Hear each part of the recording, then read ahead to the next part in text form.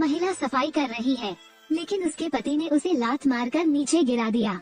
अपने पैर का उपयोग उसके सिर पर रखने के लिए करें। पत्नी गिड़गिड़ाती रही, लेकिन पति फिर भी नहीं रुका। ये पहली बार नहीं है जब उनके साथ दुर्व्यवहार किया गया है, सिर्फ इसलिए कि घर पर भारी मात्रा में कर्ज है। पति ने उसे शराब पीने वाली लड़की बनने के लिए मजबूर किया। हर रात काम पर जाना पड़ता है। एमाई रैन ने जल्द ही उम्मीद खो दी, लेकिन एक दिन तक नहीं। उसने अपने पति की बीमा पुस्तिका खोजी। ऊपर साफ साफ लिखा है, अगर उसके पति की गलती से जान चली गई, तो आपको 5 बिलियन वॉन प्राप्त होंगे। ये देखकर मी रन ने एक निर्णय लिया। वो उस ग्राहक के पास गई जो हमेशा उसका पीछा करता था और उसे समस्या पैदा करने के लिए कहा। एक बार हो जाने पर मी रन उसे जवाब देगा। दूसरा पक्ष सहमत हो गया। बरसात की रात में देखा कि उसका पति शराब पीकर बाहर आ रहा है। उस आदमी ने संकोच नहीं किया और मी रन को एक फोन कॉल आया। उस आदमी ने कहा कि उसने मामले को संभाल लिया है। मी रन ने पूछा कि वो कहाँ है। उस व्यक्ति ने कहा कि वो शव को ठिकाने लगाने जा रहा है। एमाई रैन घबरा गया। यही एकमात्र कारण है कि वो गायब है। 5 अरब का मुआवजा नहीं मिल सकता। अचानक दरवाजे की घंटी बजी। उसने पाया कि प्रवेश करने वाला व्यक्ति उसका पति था। वो सुरक्षित रहे। मी रैन ने डर के मारे अपनी लार निगल ली, क्योंकि अब वो अच्छी तरह समझती है। एक आदमी ने कार चलाई और दूसरे व्यक्ति की हत्या कर दी।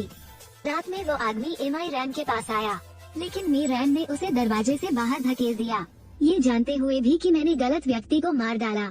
वह पागल था, बस छुपने की जगह ही मिल पाती है। कुछ दिनों बाद वो फिर से एमाई रैन आया। मान लीजिए कि आप हमेशा सपने में देखते हैं कि किसी को चाकू मार दिया गया है। उसे नींद नहीं आ रही थी। शायद कबूल करने से हम आजाद हो सकते हैं। मी रैन ने सुनना समाप्त कर दिया। उसने कहा कि वो मृत व्यक्ति के साथ उसकी कब्र पर जाएगी। वो माफ कर दिया जाएगा। दोनों गाड़ी से उस स्थान पर गए जहां शव दफनाया गया था। आदमी धूप बत्ती जलाता है, मूड भी अधिक स्थिर रहता है, लेकिन तभी उसने मरे हुए आदमी को उसे डांटते हुए सुना। वो टूट गया और कबूल करने के लिए पुलिस स्टेशन गया। मी रैन ने दूसरे व्यक्ति की पीठ की ओर देखा। घबराहट के कारण उसने कुछ चौंकाने वाला काम किया। एमाई रैन बेहद उदास था। अभी वो शांत हो ही रही थी कि फोन बज उठा। एमाई रैन। थोड़ी देर बाद कोई ऐसा व्यक्ति प्रकट हुआ जिसे भाग नहीं लेना चाहिए था। उस आदमी ने मी रन को उसकी सेवा करने के लिए मजबूर किया। वो आज आपकी सेवा नहीं करेगी। क्रोधित व्यक्ति आगे आया। तुम क्या बकवास कर रहे हो? तुम एक कुतिया के बेटे हो। आप पहला कदम उठाएंगे। एमाई रैन को कार्यालय ले जाया गया। परिचारिका ने उसके चेहरे पर भाव को देखा। जानिए, ये घरेलू हिंसा है, दूसरे ग्राहकों की तरह बिल्कुल नहीं। महिला ने उसे कुछ पैसे दिए। उससे कहे कि वो ठीक हो जाए और फिर काम पर वापस आ जाए। उस कार्रवाई से एमाई रैन को उस पर पूरा भरोसा हो गया। तो जब उस रात उसने किसी की चाकू मारकर हत्या कर दी, मी रैन को तुरंत मकान मालकिन का ख्याल आया। मकान मालकिन ने तुरंत एमाई रैन को शव को ठिकाने लगाने में मदद की। अगले दिन वो कबाड़ी के पास गई। वो कार बेचे जो दुर्घटनाग्रस्त हुई और किसी की मौत हो गई। प्रसंस्करण के बाद वो एमाई रैन को गर्म झरनों तक ले गई। मी रैन ने अपने साथ हुए दुर्व्यवहार की कहानी अपने बॉस को बताई। तभी मकान मालकिन बोली, क्या आप जानते हैं, कोरिया में शव परीक्षण केवल 4% है। मेरे पति की आकस्मिक मृत्यु बिना शव परीक्षण के हो गई। क्या आपके पति के पास बीमा है? साथ में मालिक की मुस्कान भी। मी रैन के पति को 2 लोगों ने पीट पीट कर कोमा में डाल दिया था, फिर इसे नकली दृश्य बनाते हुए बाथटब में रखें। एमाई रैन ने पुलिस को बताया कि उसका पति बहुत शराब पीता था। आकस्मिक मृत्यु की ओर ले जाना। मकान मालकिन के मुताबिक एमाई रैन ने पुलिस को सूचना दे दी। साधारण जांच के बाद उसने अपने पति के शव का अंतिम संस्कार कर दिया। फिर धन प्राप्त करने के लिए बीमा कंपनी के पास जाए। फिर मी रन फिर से मालिक को ढूंढने आया, अपना धन्यवाद व्यक्त करने के लिए उसे पैसे दे, लेकिन मकान मालकिन ने इनकार कर दिया और एमाई रैन को अपना पासपोर्ट तैयार करने में मदद की। उसे बताएं कि वो आराम करने के लिए बाहर जा सकती है। एमाई रैन को समझ नहीं आ रहा कि वो उसे कैसे धन्यवाद दे, इसलिए मैंने परिचारिका को शराब का एक गिलास दिया।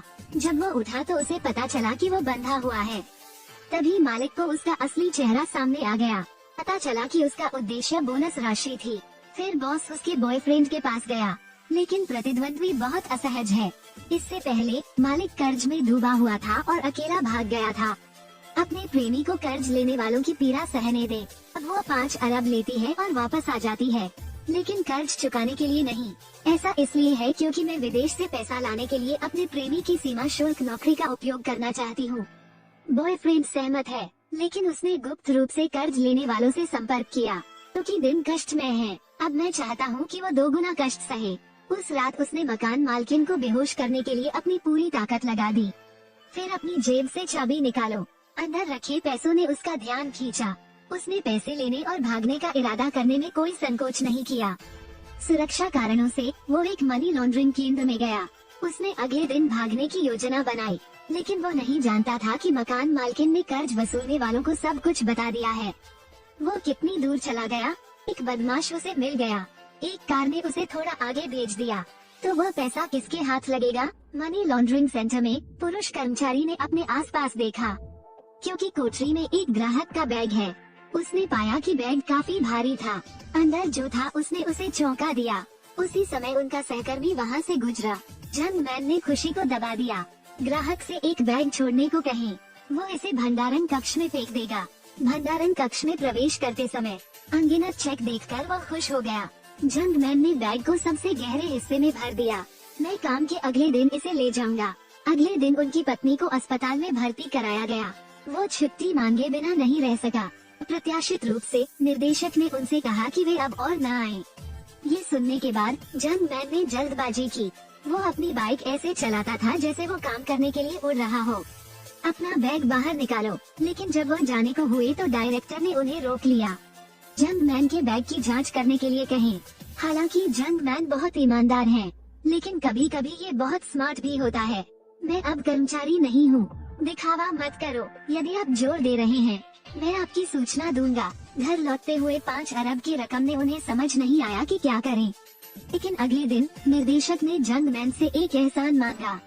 जब जंगमैन बैठक स्थल पर पहुंचे, तो मालिक और कर्ज लेने वाले पहले से ही वहां इंतजार कर रहे थे। उन्होंने बैग के बारे में पूछताछ करने के लिए खुद को पुलिस अधिकारियों के रूप में प्रच्छन्न किया, लेकिन जंगमैन ने एक शब्द भी नहीं कहा।